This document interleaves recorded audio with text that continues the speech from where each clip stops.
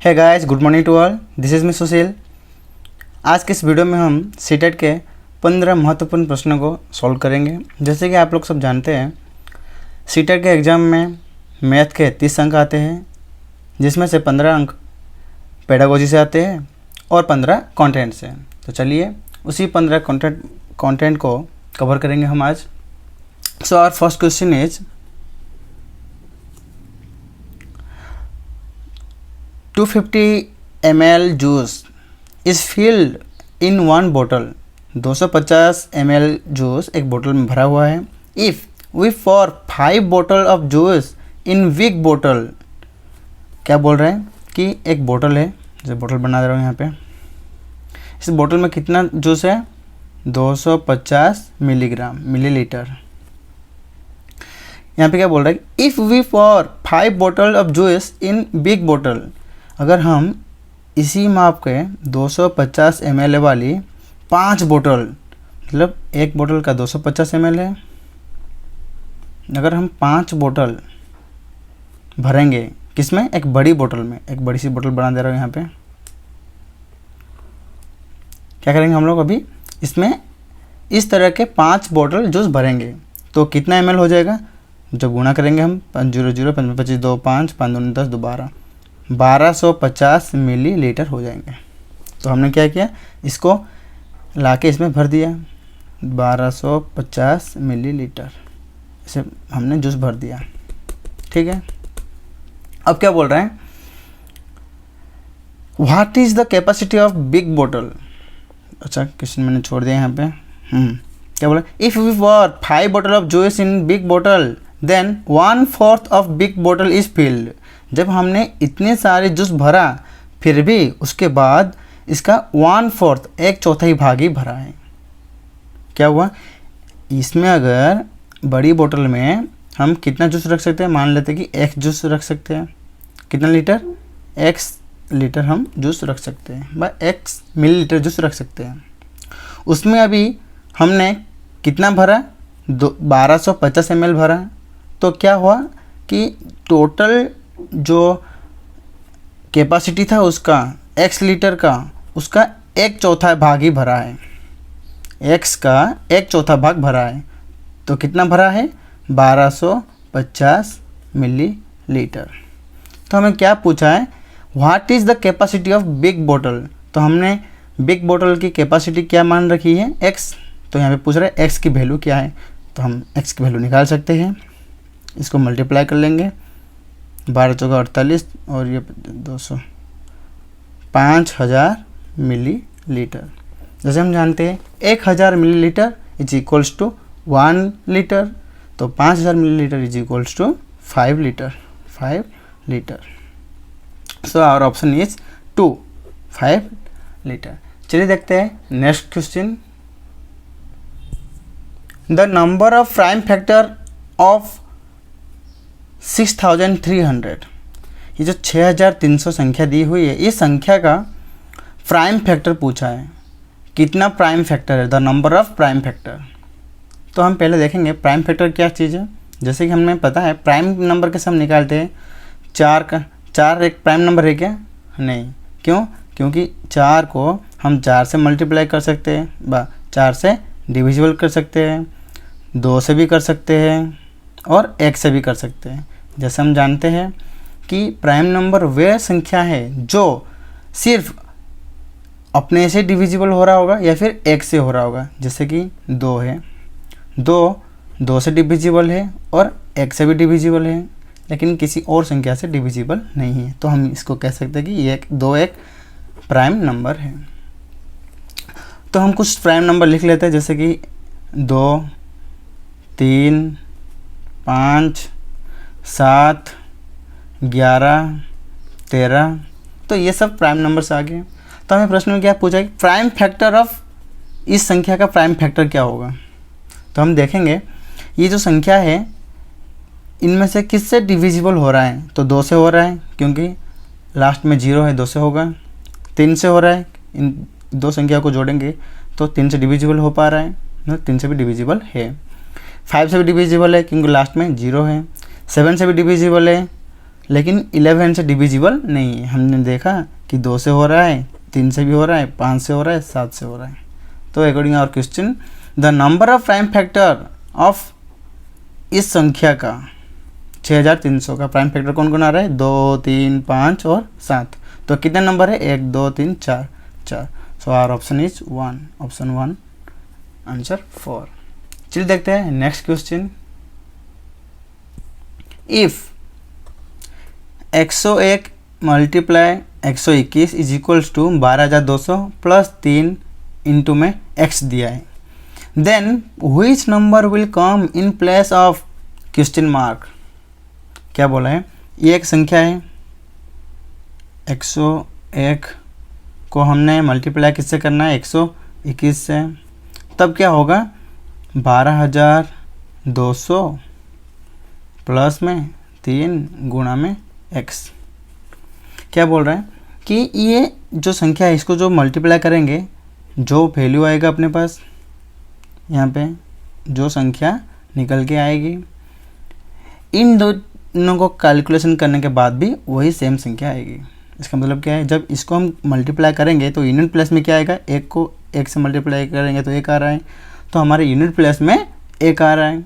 ठीक उसी तरह जब हम इसको इससे गुणा करके, यहाँ पे कोई संख्या दिया नहीं है, हम कोई एक संख्या ले लेंगे और उसको जब गुणा करेंगे फिर इसको प्लस करेंगे इसके साथ, तब ये संख्या सेम टू सेम, ये संख्या जितना आएगी उधर उतना ही आएगा।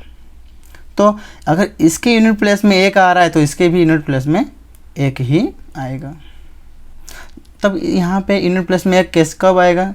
इसका तो यूनिट प्लेस में कुछ है नहीं, और यहाँ पे बोला है कि इसको मल्टीप्लाई करेंगे, जो आएगा इसमें ऐड करेंगे। तो 3 को किससे मल्टीप्लाई करेंगे ताकि हमें यूनिट प्लेस में 1 मिलेगा? 3 का पहाड़ा बोलेंगे, 3 एकम 3, 2 6, 3 सत्ते 21। अगर 3 को 7 से हम मल्टीप्लाई करते हैं तब हमारे यूनिट प्लेस में 1 आएगा, जैसे कि हमें यहाँ पे चाहिए। तब हमें यहाँ पे x की वैल्यू पर कितना रखेंगे?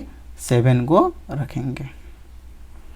वैसे आप चाहे तो इसको मल्टीप्लाई करके भी निकाल सकते हैं, जैसे इन दोनों को मल्टीप्लाई करेंगे फिर इसको यहाँ पे लाके लेस कर लेंगे, जो बचेगा 3 से डिवाइड कर लेंगे, तब x की वैल्यू निकल के आएगी कितना? 7। तो शॉर्टकट विधि से करना है क्योंकि यहाँ पे समय भी कम होता है। ठीक, चलिए अपना ऑप्शन नंबर 3 आंसर 7। चलिए देखते हैं next question. How many rectangles are there in the given figure. ये जो फिगर यहाँ पे दी गई है इसमें कितनी रेक्टेंगल्स है इसको हमको काउंट करके बताना है। जैसे ऑप्शन यहाँ पे है 11, 10, 13, 9। चलिए देखते हैं। तो पहले हम छोटे से कैलकुलेशन करके चलते हैं, काउंट करते हैं। जैसे ये छोटा वाला 1,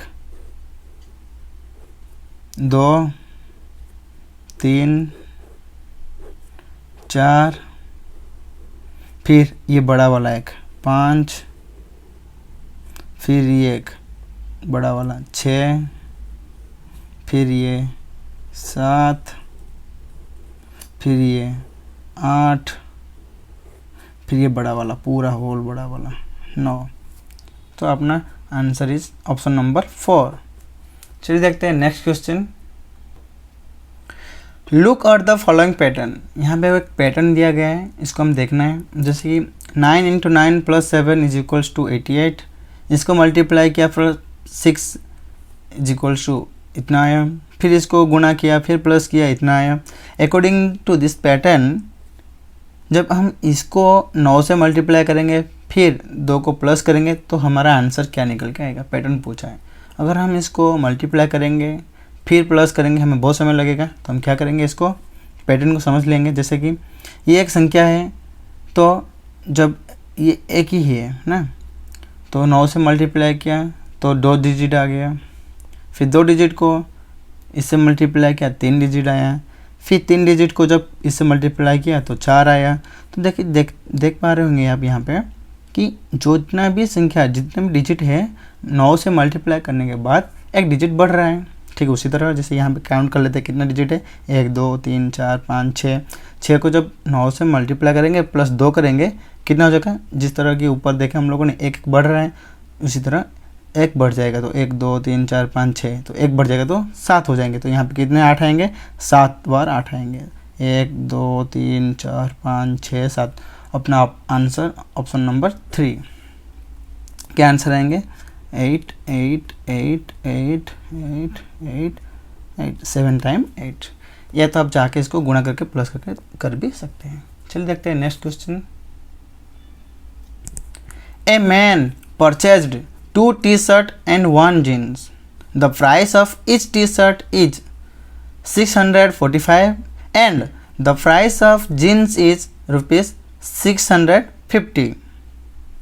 The man given 2000 rupees note. How much money shopkeeper will return? जैसे कि बोल रहा है कि हम टी शर्ट खरीदेंगे, कितना खरीद रहे हैं? 2 खरीद रहे हैं, 2। एक टी शर्ट की कीमत क्या दिया रखी है? 645। और जीन्स कितना खरीद रहा है? एक जीन्स खरीद रहा है, कीमत क्या दे रखी है एक जीन्स की? 650। तो एक टी शर्ट की 645 से 2 का कितना हो जाएगा? 1290। और एक जीन्स की कीमत क्या देगी? 650। तो 1 से मल्टीप्लाई करेंगे तो 650 ही आएगा। जब इसको जोड़ देंगे कितना? 0 9 5 14 4 1 6 3 9, कितना निकल के आ गया? 1940। लेकिन हमें द मैन इज़ गिवन, उस आदमी को कितना रुपया दिया गया है? 2000 रुपये। तो शॉपकीपर कितना रिटर्न करेगा? जब हम शॉपकीपर को 2000 देंगे तो कितना रिटर्न करेगा? 2000 में से इतना लेस कर देंगे 1940, तो निकल के कितना आ गया? 60 रुपीज़। तो ये जो शॉपकीपर है हमें 60 रुपये रिटर्न करेगा। चलिए देखते हैं नेक्स्ट क्वेश्चन। तो इस प्रश्न में क्या बोल रहा है? a into B is equals to B into A. This property of multiplication of numbers is referred to as. इस मल्टीप्लीकेशन प्रॉपर्टी को क्या कहेंगे हम? Option A associative property, option 2 distributive property, option 3 commutative property, option 4 closure property. यहाँ पे देख पा रहे हो अपना तो आंसर यहाँ पे दे रखा है ऑप्शन नंबर 3। चलिए देखते हैं, लेकिन इसको ऑप्शन नंबर 3 क्यों होगा? चलिए देखते हैं। एसोसिएटिव प्रॉपर्टी क्या कहता है हमें? जब हम ए इंटू बी करके सी से मल्टीप्लाई करेंगे तब हमें ए गुणा में बी इंटू सी। कहने का तात्पर्य ये है, जब हम ये 2 संख्या है इन दोनों को गुणा करने के बाद तीसरे से गुणा किए तो वैल्यू जो निकल के आएगा, हम इसको इन दोनों को पहले गुणा करके इससे गुणा करेंगे, मतलब दूसरे और तीसरे संख्या को पहले गुणा करके पहली वाली संख्या को बाद में गुणा करेंगे तो भी सेम वैल्यू आएगा। क्या निकल के आएगा? ए इंटू बी इंटू सी। और डिस्ट्रीब्यूटिव प्रॉपर्टी क्या कहता है? जब हम इसको ऐसा करेंगे, क्या ए गुणा B plus C is equals to A गुणा बी प्लस ए गुणा सी। इन 2 संख्याओं को जोड़ के हम इससे गुणा करेंगे तो जो वैल्यू निकल के आएगी, हम इसको इसके साथ गुणा करेंगे पहले इंडिविजुअली, फिर इसको इसके साथ गुणा करेंगे जैसे कि हमने यहाँ पे किया है, फिर बाद में दोनों को जोड़ेंगे। जैसे कि यहाँ पे क्या कर रहा है, पहले जोड़ दे रहा है फिर गुणा कर रहा है, लेकिन यहाँ पे क्या कर रहा है कि पहले इंडिविजुअली एक एक से गुणा कर रहा है फिर बाद में जोड़ रहा है, तो भी वैल्यू सेम ही आएगी। तो इससे हम क्या कहेंगे? Distributive property. ऑप्शन 3 क्या दे रखा है? Commutative property. कम्यूटेटिव प्रॉपर्टी क्या है? जिसको हम हिंदी में क्रमचयी गुणधर्म कहते हैं। इसका क्रमचयी, जैसे कि A into B is equals to B into A. जब हम किन्हीं 2 संख्या को गुणा कर रहे होते हैं तब उनका क्रम चेंज करने के बाद भी दोनों का गुणनफल व दोनों का आंसर सेम ही आएगा। जैसे कि यहाँ पे ए गुणा बी करेंगे जो आएगा, बी गुणा ए करेंगे तो भी उतना ही आएगा। इसीलिए इसको हम कहते हैं कम्यूटेटिव प्रॉपर्टी या फिर क्रमचयी गुणधर्म। ऑप्शन 4 क्या है? Closure property. क्लोजर प्रॉपर्टी क्या है? जिसको हम समृद्ध नियम कहते हैं। कोई भी दो जब नेचुरल संख्याओं को हम गुणन करेंगे तो गुणनफल भी एक नेचुरल संख्या या फिर एक होल संख्या निकल के आएगा। जैसे कि हमने एक नेचुरल संख्या ले लिया। नेचुरल संख्या क्या है, होल संख्या क्या है? Natural number 1 2 3 4 infinite. और होल नंबर क्या होता है? 0 से शुरू होगा, 1 2 3 4 इन्फिनिट तक। इसे हम कहेंगे नेचुरल नंबर, इसे हम कहेंगे होल नंबर। तो क्लोजर प्रॉपर्टी क्या कहती है? जब हम किसी दो नेचुरल संख्याओं को गुणा करेंगे जैसे कि a इंटू बी, तो हमारा जो गुणनफल निकल के आएगा वो भी एक नेचुरल संख्या निकल के आएगा, जो भी a b आएगा। चलिए देखते हैं next question. A 2-digit number is more than 3/4 of 100. One digit is double the other digit. The sum of both digit is 12. Then what is the numbers? क्या बोला है? A 2-digit number is more than 3/4 of 100. कोई एक संख्या है, कितने digit वाला? 2 digit वाला एक संख्या है। अच्छा, 2 डिजिट वाला एक संख्या है जो कि मोर देन 3/4 ऑफ 100 का 3/4 करेंगे तो कितना निकल के आता है? 4 25 25 75। क्या बोल रहे हैं? ये जो संख्या है अपना ए 2 digit number is more than 3/4 of 100 का 3/4 कितना निकल के आया? 75 से भी अधिक है, मोर देन बोला है ना।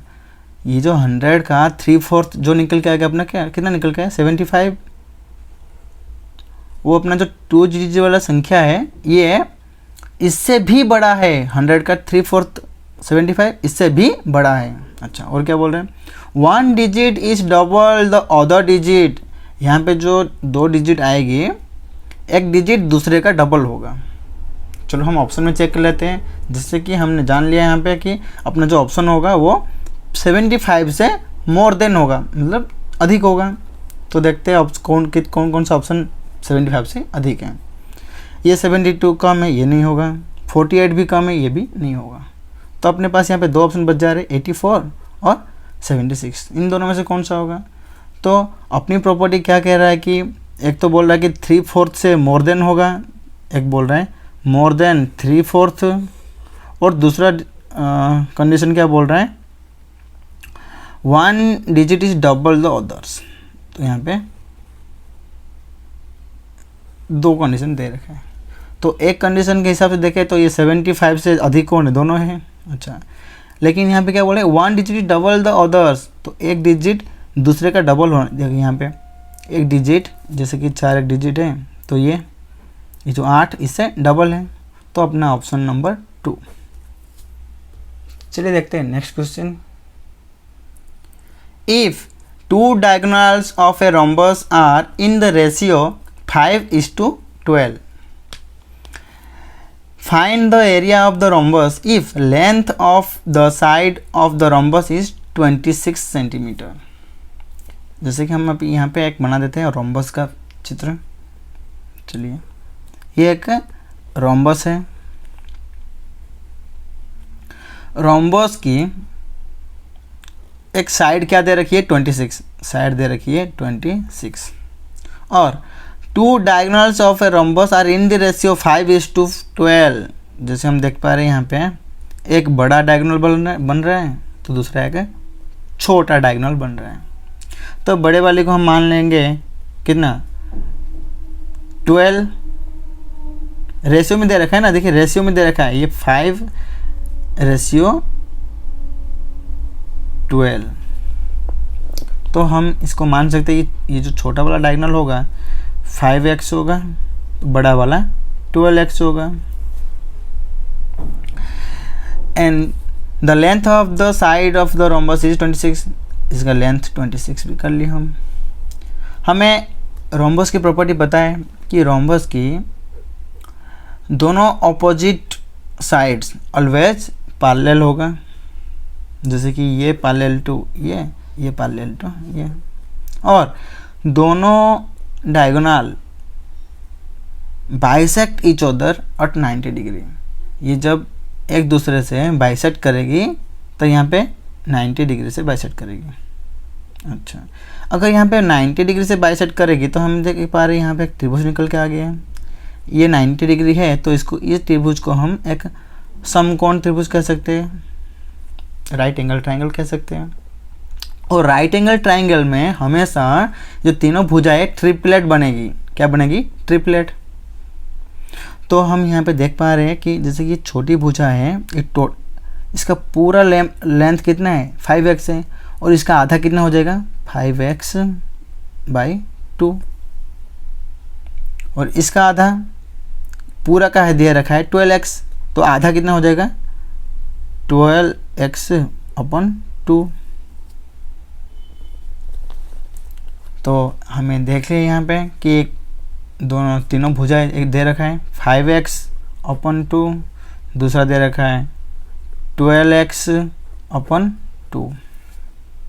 तो हमें ट्रिपलेट याद है, कुछ याद आ रहा होगा, जैसे कि 5, 12 और ये 13। ये 5, 12 और 13 का ट्रिपलेट है। जब ट्रिपलेट हम देखेंगे तो उसमें यही मिलेगा 5, 12 और 13, लेकिन यहाँ पे बट्टे में 2 रखा है, इसका भी 2 रखा है, तो इसका भी यहाँ पे 2 रख लेंगे। तो हमें यहाँ पे क्या मिला? ये जो भुजा है ना नीचे वाली दे रखी है, इसका रेशियो क्या है? 13x/2। भाई मैं तो बोल रहा हूँ कि ये 13x/2 रेशियो दे रखा है, लेकिन यहाँ पे तो 26 दे रखा है। 26 क्या दे रखा है? 26 सेंटीमीटर। तो हम ये कह सकते हैं कि 13x/2 इज इक्वल्स टू 26। 13 दूगुनी 26, x इज इक्वल्स टू 4। तो हम पूछा क्या है?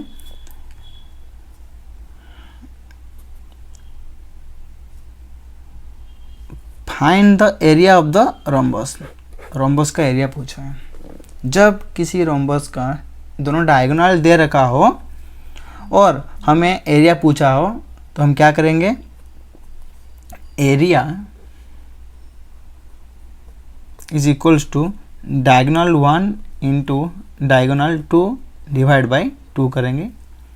तो डायगोनल 1 कितना दे रखा है? डायगोनल 1 दे रखा है, ये पूरा कितना दे रखा है? 5x गुणा में डायगोनल 2 कितना दे रखा है? 12x, 12x/2।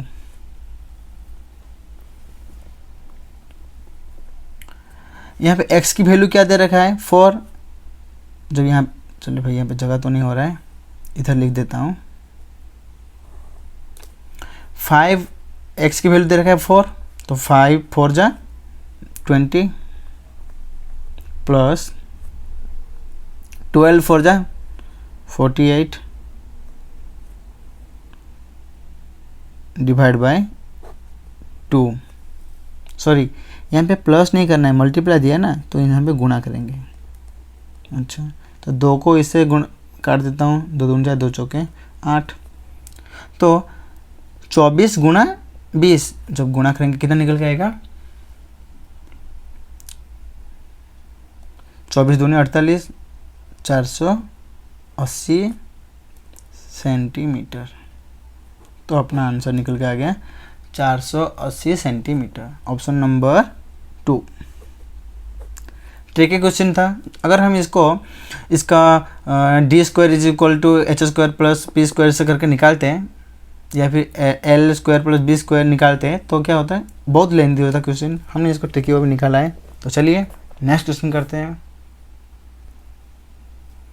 What is the sum of the place value of 5 in this? इसमें 5 का प्लेस वैल्यू पूछा है, ने सम बोला है ना, मतलब 2 5 है यहाँ पे देख पा रहे होंगे, ये एक है उधर एक है। दोनों का प्लेस वैल्यू निकालना है और सम करना है, दोनों को जोड़ना है।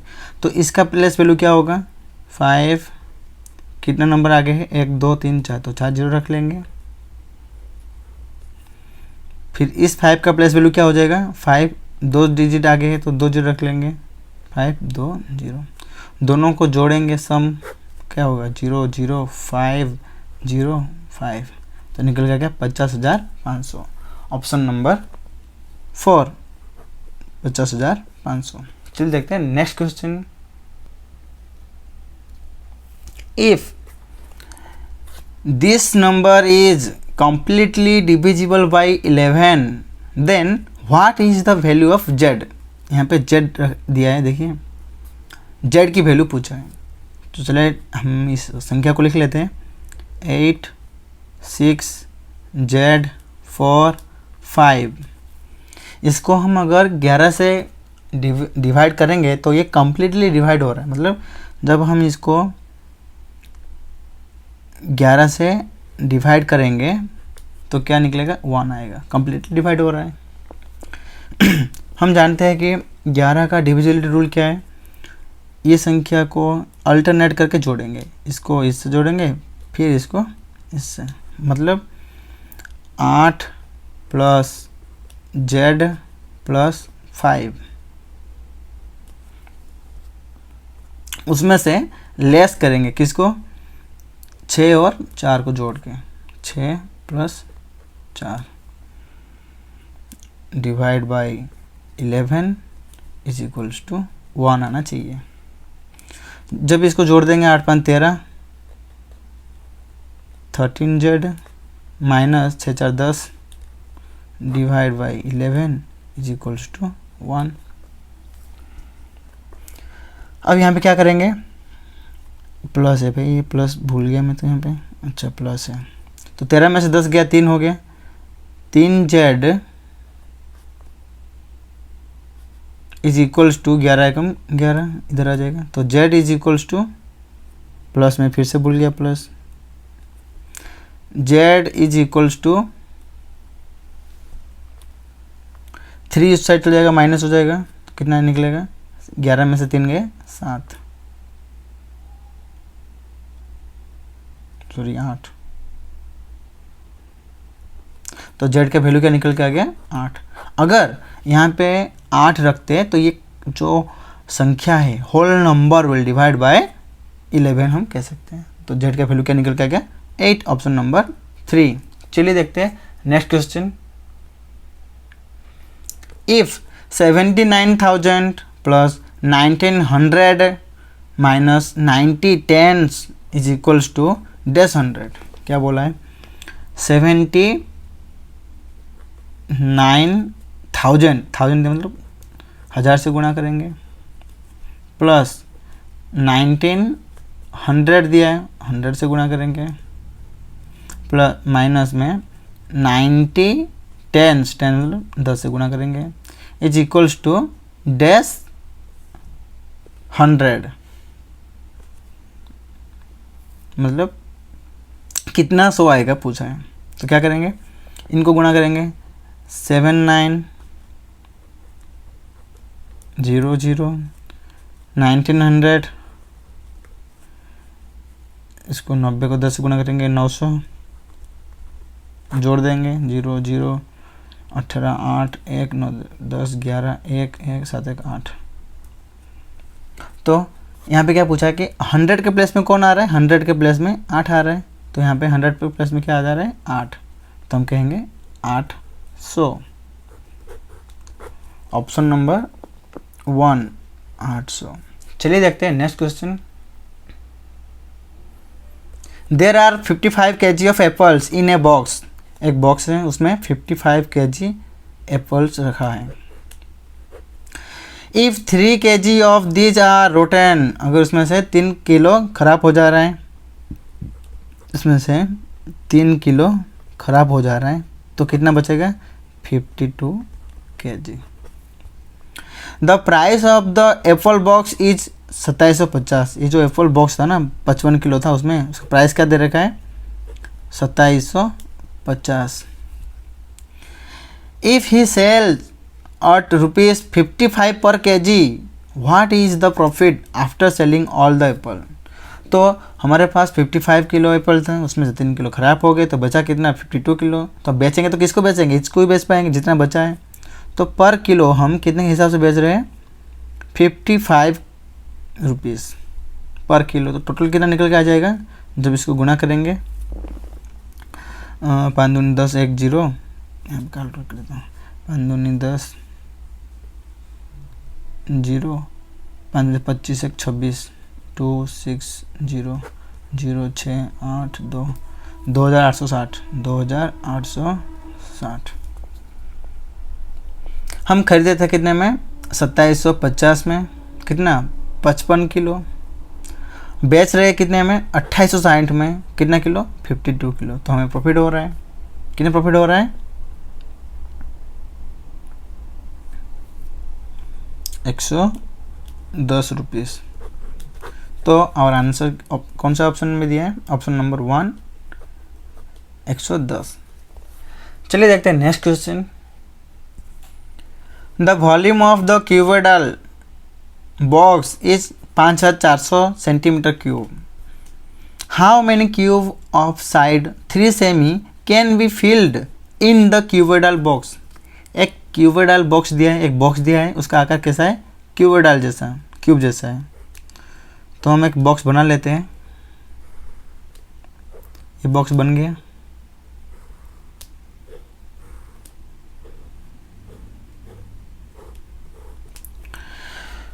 इसका वॉल्यूम क्या दे रखा है?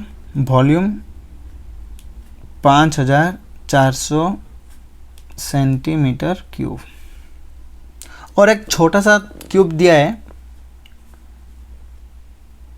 छोटा क्यूब कर लेते हैं यहाँ पे।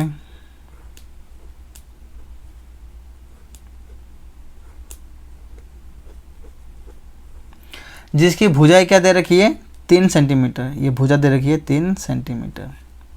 तो इस छोटे क्यूब की वॉल्यूम हम निकाल सकते हैं। कैसे? वॉल्यूम कैसे निकलेगा? Length into breadth into height. अगर ये क्यूब दिया हुआ है ना, क्यूब का मतलब क्या है? ये भी जितना है, लेंथ जितना, ब्रेथ और हाइट भी उतनी होगा। मतलब volume is equals to 3 into 3 into 3। तो इसका वॉल्यूम निकल के आ गया इतना, और इसका निकल के आ गया 27 सेंटीमीटर क्यूब। अभी पूछा क्या है?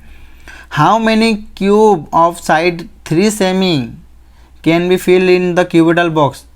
इस साइज का, ये साइज का छोटा छोटा क्यूब, कितना क्यूब हम इसमें रख सकते हैं? जैसे कि 1 ला के रखा, दूसरा रखा, तीसरा, चौथा, इसे कितना क्यूबोइड हम रख सकते हैं? तो क्या करेंगे इसके लिए? इस बड़े वाले क्यूब के, क्यूबोइड का जो वॉल्यूम निकला है उसको छोटे वाले क्यूबोइड के वॉल्यूम से भाग दे देंगे। जैसे कि वॉल्यूम 1 को वॉल्यूम 2 से भाग देंगे। कितना निकला है?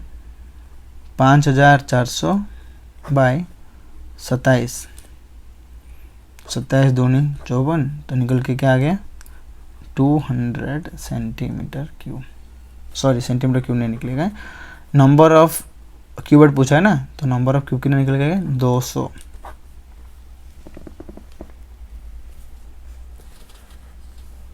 और option is option number 2, 200 answer. चलिए देखते हैं नेक्स्ट क्वेश्चन। ये लास्ट क्वेश्चन है, question number 15। There are 60 kg of mangoes in a box. एक बॉक्स दे रखा है, उसमें 60 किलो मैंगो है।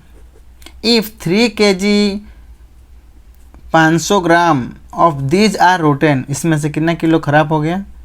3 kilo and 500 gram. What is the weight of the remaining mango. तो कितना वेट का मैंगो, मतलब कितना मैंगो बच गया? तो उसमें से लेस कर देंगे। कितना? 60 में से 3 किलो 500 क्या, तो बचेगा कितना? 60 किलो 00 ग्राम में से 3 किलो 500 ग्राम लेस कर देंगे, तो क्या निकल के आएगा? 500, 9 में से 3 गया 6, और 5 में से गया 6 में से गया 5, 56 kilo 500 gram. Option number 4 is right answer, 56 kilo 500 gram. Hope guys video आपको पसंद आया होगा। इसमें हमने यही ट्राई किया कि जिस तरह टेक्स्ट बुक में हमें सीटेट के क्वेश्चंस पूछते हैं, कंटेंट में से 15 और पेडागोजी में से 15, टोटल मार्क्स 30 मार्क के पूछते हैं। तो मैंने यही कोशिश किया कि मैथ का ये मिक्स क्वेश्चन सीरीज है। होप कि आपको पसंद आया होगा और आपको हेल्पफुल रहेगा। थैंक यू, धन्यवाद।